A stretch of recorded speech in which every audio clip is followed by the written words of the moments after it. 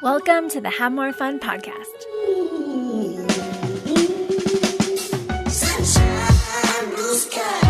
In this episode, I talk with Lisa Leonard about building a successful company, what to do when your marriage is falling apart, and how to bravely change up the rules you have for yourself.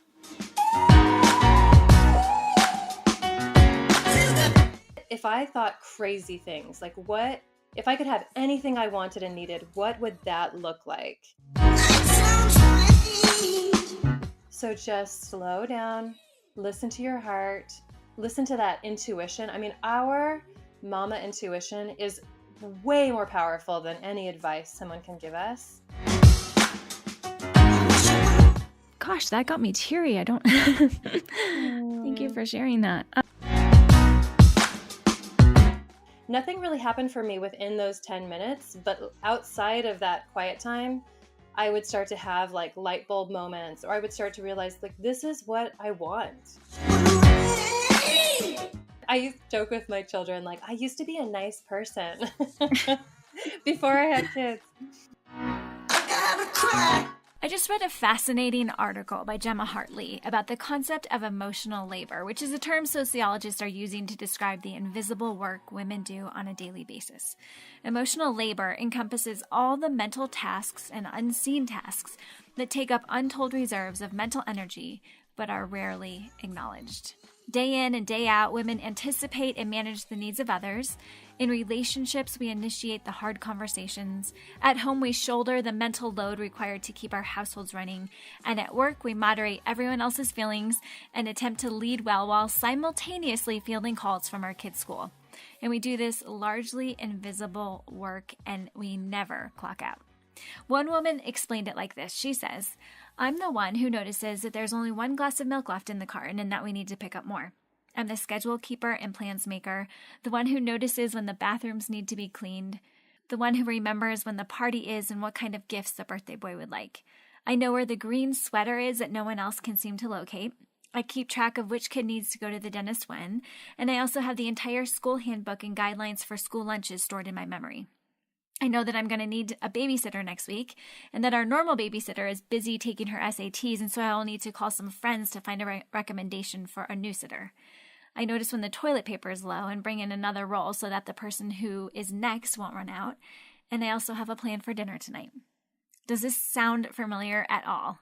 It takes a great deal of time and energy to perform all of this labor. In fact, one of the most interesting pieces of information about emotional labor is that some research suggests that up to 80% of a woman's brain energy on any given day is taken up with managing all of these details. Now, if I'm personally being honest, in some ways, I'm quite proud of my ability to manage this type of mental load and the details that accompany it. But sociologists say that emotional labor can occasionally catch up with us, and we're actually better off when we find healthy ways to pass off some of these tasks. Not only that, but it can free up our energy and brain space for more exciting things. It frees us up to have more fun, which is always a good goal in my opinion. The only issue is that the idea of asking for help and sharing the emotional labor isn't always easy, right? In fact, researchers found that oftentimes as women seek to find ways to mitigate their mental load, they feel like they're being a nag if they ask for help. Or they become resentful that they even have to ask because doesn't anyone else notice this stuff? Or occasionally women find that they are fine for a really long time, but then some small thing triggers them, and the pent-up frustration of doing it all causes them to explode seemingly out of nowhere. Now, I'm sure that there are some women out there who have figured out how to navigate the weight of emotional labor without feeling overwhelmed, resentful, or like they have to do it all. But for all of the rest of us, the question becomes, what's the solution? Well, my next guest has some ideas for us. Lisa Leonard is the founder and creative force of Lisa Leonard Designs. She started making jewelry as a hobby and together with her husband Steve, built it into a multi-million-dollar company that today employs more than 300 people in 5 countries. Lisa's new book titled Brave Love is honest and life-changing. In it, she talks about finding herself in a place where the mental load of life caught up with her. She wasn't sure if she wanted to be married to her husband anymore, and she had to make the brave choice to get honest about what she needed to regain fullness of life in a way that revived her soul. I really, really loved this book and think you will too. So go to wherever books are sold and pre-order it right now.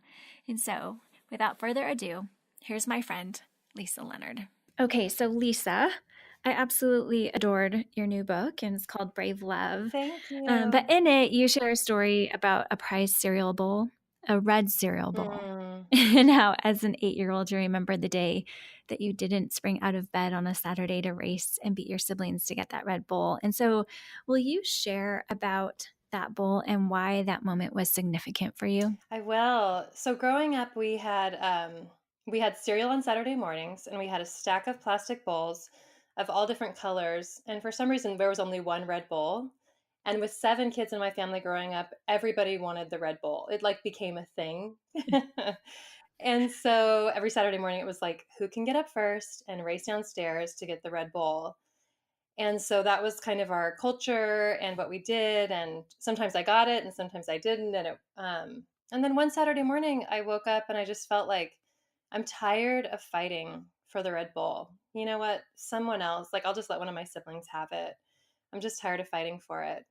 And at the time, I kind of thought maybe this is what it means to grow up. Like you just stop wanting things. Oh man. And I think that's true, right? Like we get to a point sometimes where we're like, okay, being an adult just means like you sacrifice, you give up all the things that you want, your desires, your hopes for everyone else around you.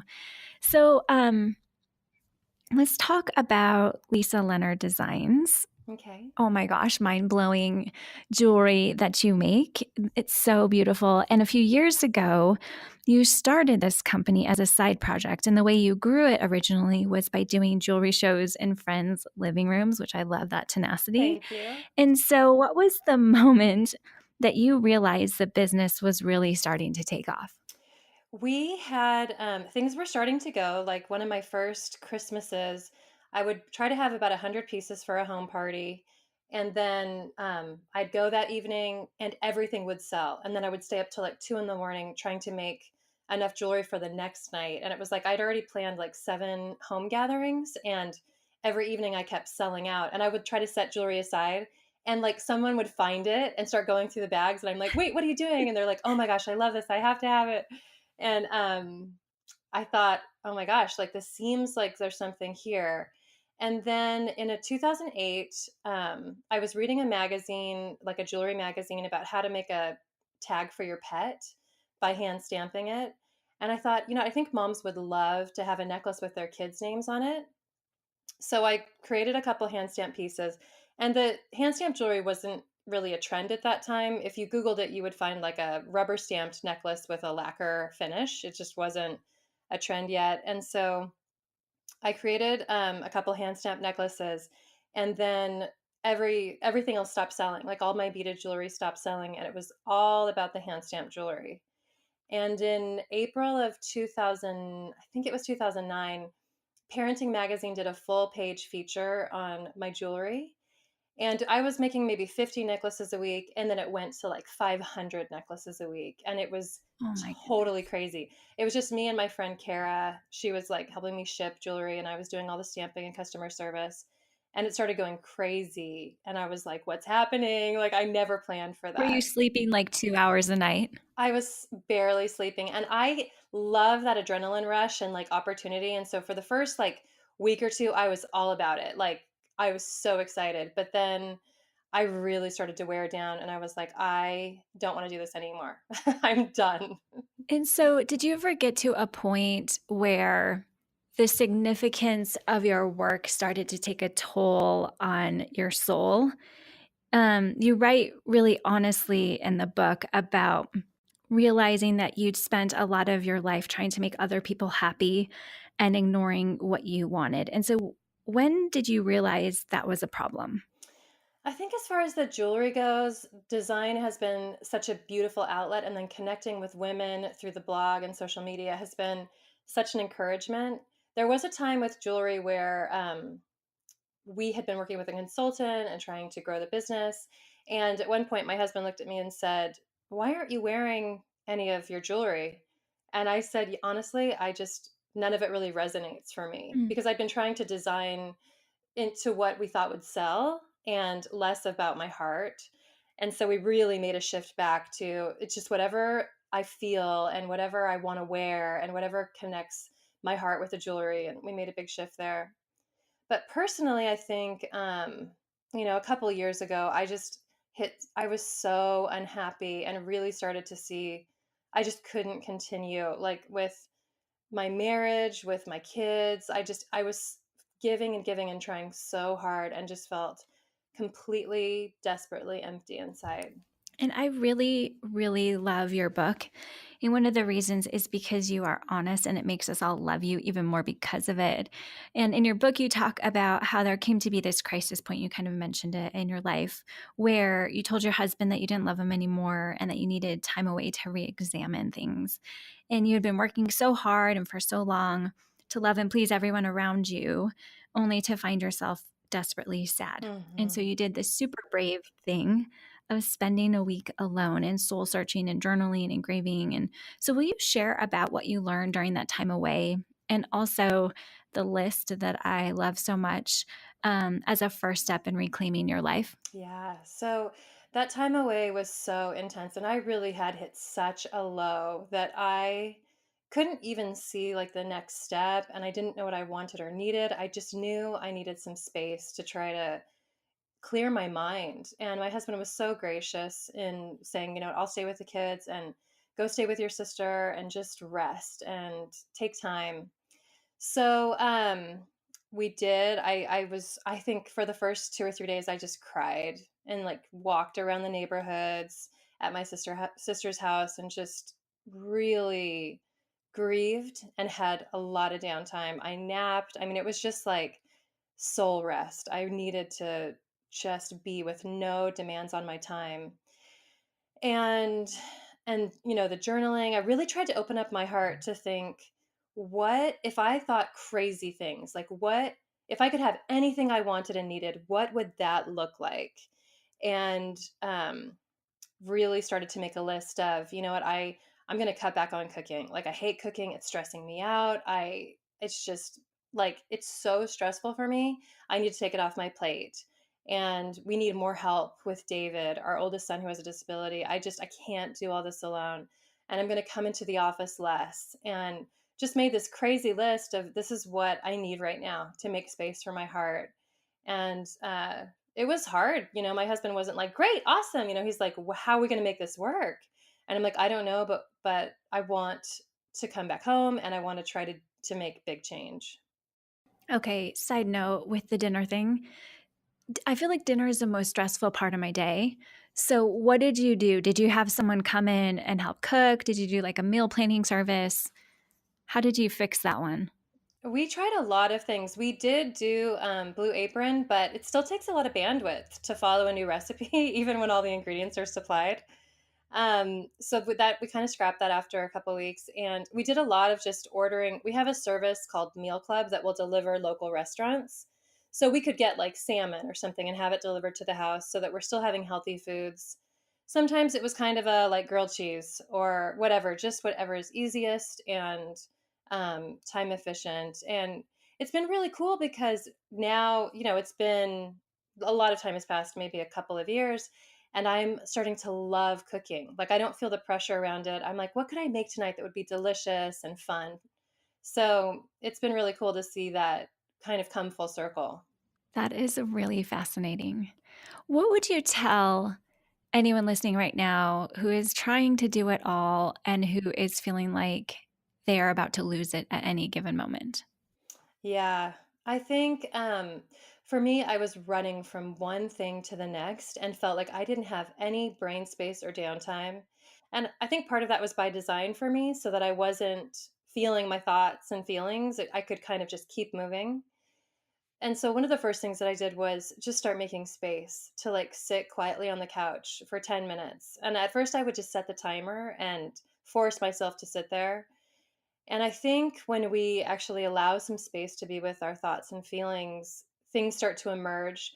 Nothing really happened for me within those 10 minutes, but outside of that quiet time, I would start to have like light bulb moments, or I would start to realize, like, this is what I want. And so I think that's one of the first things I would say is, if you can even just make time for 10 minutes of quiet, just to like really be still and just listen to your heart and see what God is like putting on your heart. It really can be life changing. And then from there, things start to take shape a bit. That is awesome. And it's so doable, right? We can all find 10 minutes, hopefully. Yeah, it's a doable start. I think it's kind of crazy because those little things, it can it seem I actually for me it felt really scary.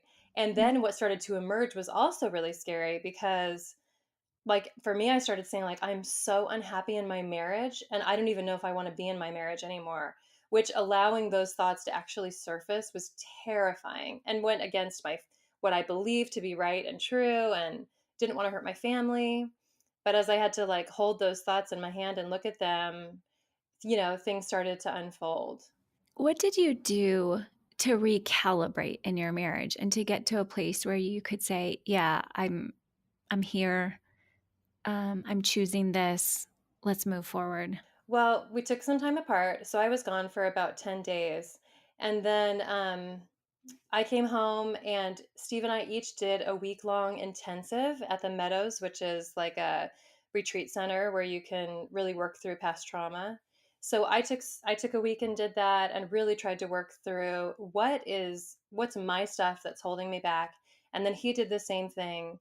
And when we came back together, about a month had passed where we were together some within that month, but we were apart a lot, and we just were really gentle with each other. We're like, let's just be really kind and patient and let's try to start fresh and implement new rhythms. And he was so patient and willing to do the hard work because it is really hard work. It wasn't easy. It wasn't like, oh, we came back together and we'd figured it out. It was like, no, we did not Mhm. have it figured out and we were just taking it really slow. Do you feel like it takes intentionality every day Totally. Yes. to look? Okay. Yes. I think for me, my bent is to avoid conflict and to try to please. And one of the things that I'm really learning is I need to say what I think and what I want, even if it leads us to a fight or even if it's hard for him or it hurts his feelings, because that's when we're really connecting. And I'd been trying to avoid conflict for so long that it just felt terrifying to actually enter into conflict and argue and fight. Like, how we were saying that I just was tired of fighting for the Red Bull. It's like, okay, now in my adult life, I need to fight for the Red Bull. Like I am worth fighting for. Mhm. But it's a daily, I mean, I'm getting better at it, but it is a daily struggle and I have to be conscious of it and I have to push back. I mean, sometimes we'll have a conversation, I'll leave the room and then I'll come back in and say, "Hey, there's something I want to tell you." And then I'll tell him what I honestly think. And we might argue, which I was like, this is exactly what I wanted to avoid. But the argument leads to that really understanding and coming to an agreement, which leads to intimacy. Totally. Oh, so good. Another thing besides marriage and work that you're really honest about in your book is related to the pressures of raising a son with profound special needs. Hmm. And so, can you share about David and what being his mom has meant to you? Such a good question. I think being a mom in general is so hard. And I was so optimistic going in, like, you know what? I am just gonna love my kids and be patient and then I used to joke with my children, like, I used to be a nice person before I had kids. Because it's exhausting and it's hard and they need so much, whether they have special needs or not. But David's needs are extensive. So he's 16 now and he still needs diaper changes and we spoon feed him and he's nonverbal, but he's also just so charming and like adorable and loving. And I think for me, he's just had this profound influence on me of falling in love with him. And even though he only has two fingers on his left hand and he has a syndrome, so he looks a little different. I'm like, I just adore you the way you are. Like, you are incredible. And I can see God's love and mercy poured out on him and through him. And it's so beautiful. And then I look in the mirror and I'm like, oh my gosh, you need to lose 10 pounds. Like, what is your problem? Get it together. And Mm, so seeing him and experiencing that just love that has no requirements and God's love as well, and then turning and looking at myself and being so harsh and critical. I'm like, this is a tension I can't live with. Like, if I really love David and believe he's worthy and amazing, then I need to look at myself through those same eyes. And that's scary and beautiful. Wow. Wow. Ugh, that is so good.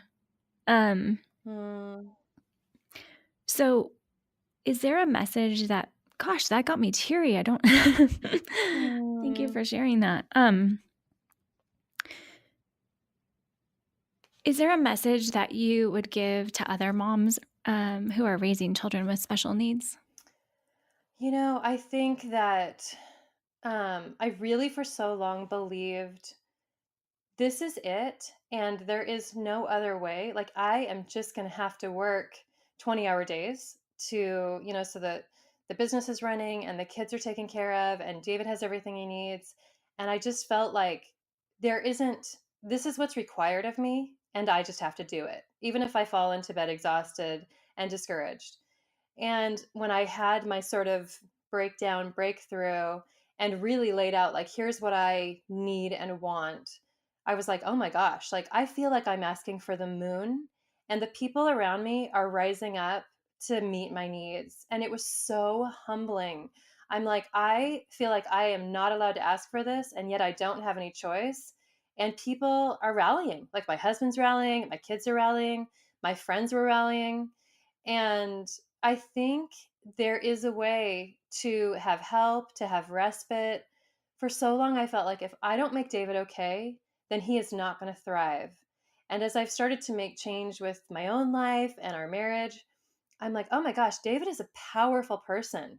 He does not need me like by his side, breathing down his neck, like micromanaging him all the time. He's actually very independent and capable of saying what he needs, like even if it's just by gestures or taking our hand and taking us to something. Like, he's a powerful person.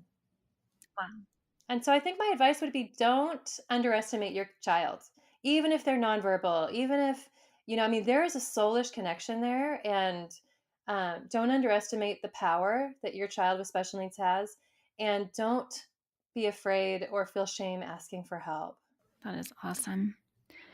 Um, will you talk about your Brave Love Manifesto and Yes. maybe how anyone listening can write their own version of it? Mm. I felt like Brave Love for so long was this like selfless, give, make everybody else happy, and get up tomorrow morning and do it again. And that is the bravest love. And as I, made this huge change in my life, I started realizing, oh my gosh, Brave Love is actually showing up and seeing myself as a whole person with needs and wants and saying, here is what I need and want. I care about what my husband needs and wants. I care about what my kids need and want, and I'm also going to show up and be a person who says what she needs and wants. And so I wrote this Brave Love Manifesto, and I laughed because I'm like, there may be people who are like, wow, like your manifesto is kind of funny because I do this stuff every day. But for me, it felt like life changing. And Mm. some of the things were, like when we have a piece of cake, sometimes I'll give you the bigger half, but sometimes I'll take the bigger half for me because I believe we both deserve good things. And for me to write that down, to write down that I also deserve good things, it was like, I don't even know if I should write this down. Like, is this totally crazy and selfish? But I actually think no, like, God believes I deserve good things. And so living that out is actually wholeness. Another part of the Brave Love Manifesto was, I will say what I really think, even if my knees shake and my voice cracks, and even if it hurts your feelings, I will tell you what I really think. And that has been probably one of the biggest changes that I've made in Brave Love, is to really show up as a whole person. And I think, if we can make some of that space, like I was talking about, those manifesto items, the things that we really need to show up and be whole and be brave and to love with who we truly are, those things will start to emerge, and we can make that list for ourselves of what does it look like for me to be a person who loves bravely. Wow. That is fantastic. Okay, I have 3 questions that I like to ask all of my friends. And the first one is, what does living a remarkable life mean to you? Hmm. I think it's changed so much for me in the last couple years. And I think maybe the most remarkable thing we can do is to be in the moment that we're in and not worried, like not feeling shame about the past, which I'm not saying we shouldn't do counseling and heal and look at the past, but like really looking at this moment, like I'm not worrying about the future. I'm just here, like seeing like all is well in this moment. Like I've got these amazing kids and my husband and I are doing hard work and the business is paying our bills and like there's beauty in this moment. And that's pretty remarkable if we can be present. Fantastic. Okay, second question. What is the best advice you never got? I love that question. I think, when David and Matthias were babies, they were born 18 months apart, and David was tiny. So when we brought Matthias home from the hospital, we had two tiny babies, and I felt completely unprepared to meet their needs. And one day, we had a doula come in who was like a friend. She wasn't my doula, but she was a friend. And she said, she saw the book Baby Wise, which is like scheduling your child. And she held up the book and she said, I hope you're not using this book because babies have actually died from people using this method. And I was like, oh, I have read it, And then an hour later, a woman from the church came in and she held up the book and she's like, oh my gosh, this is the best book I ever read. Like, you should do exactly what this book says. And it was so polar, like each person's advice was so completely polar. And after they left, I thought, you know what? I am just going to listen to my heart to parent these boys. Like, I'm not going to follow a book. I'm going to get to know them. I'm going to just take it one moment at a time and figure it out. Like, no one's going to tell me how to raise my boys. I am going to do what I think is right, like for him and for me and for us and for our family. And so I think some of the best advice I never got was your mama heart already knows what your kids need. So just slow down, listen to your heart, listen to that intuition. I mean, our mama intuition is way more powerful than any advice someone can give us. We already know, and there's so much pressure. I think if we can let go of that pressure and just listen to our hearts, that's what's going to help each of us be the best mom we can be to our children. Yes, so freeing. And I agree, our Hmm. mama intuition is incredibly powerful. It is so powerful. My last question is, what are you doing right now in your life to cultivate more fun? Such a good question. I think one of the things that I've been doing is making space. Like I'm just working. Well, I say this, the last couple weeks have been insane with work because of the book coming out and that kind of thing. But in general, making space, like, you know what? I've done enough work today. I'm going to close my computer and relax. And then, there's more space for like having coffee with a friend or taking a nap, which I think is really fun. um, just like it's sometimes it's enough, like that we don't have to keep going, keep working, keep doing the dishes, keep sending emails. Like it's okay to let ourselves rest, laugh, not get everything done. And somehow it all seems to get done anyway, even if not exactly on the time frame that we initially planned. Yes, that is fantastic. And I agree about the nap. That is super fun. My favorite. Yeah. Lisa, I absolutely adored your book. And I feel like in so many ways you are saying the things that we're all thinking but are too afraid to say. And so thank you for being so honest and vulnerable and for your wisdom and for writing it all down so that we can read it. Thank you. I really hope that the book is encouraging to other women, and I would love to hear their stories. Like, they can find me on Instagram. I'm Lisa Leonard, and I want to hear, like, what's your journey and what does it look like for you to love bravely and make those crazy changes that actually lead to such wholeness? Okay, and before you go, I need to hear your favorite piece in your store right now in Lisa Leonard Designs. I think my favorite pieces, we have a Brave Love ring that has a cutout heart. And then there's gold spinner bands, and you can choose a spinner you can choose the number of spinners. So I have 4 spinners, one for each of us and my family. And it says brave love on the inside. And I just feel like it's such a reminder of how I want to live. Ooh, that's good. And it would be a great present for someone to get for themselves this Christmas. Absolutely. Awesome. Well, Lisa, thank you so much again. Thank you. It's been so fun. Hey there. Thanks so much for listening. Okay, here's what I want you to do. Now that we've talked about emotional labor and Lisa's given us all these ideas for how to regain our life and create our own manifestos, I want you to go on Instagram, find me, track me down, and comment on one of my pictures and comment about one way you are going to mitigate your emotional labor. One thing you're going to pass off, one thing you're going to stop doing, one thing you're not going to worry about anymore. Okay, and now it is time to go out and have more fun, and don't come back until you do.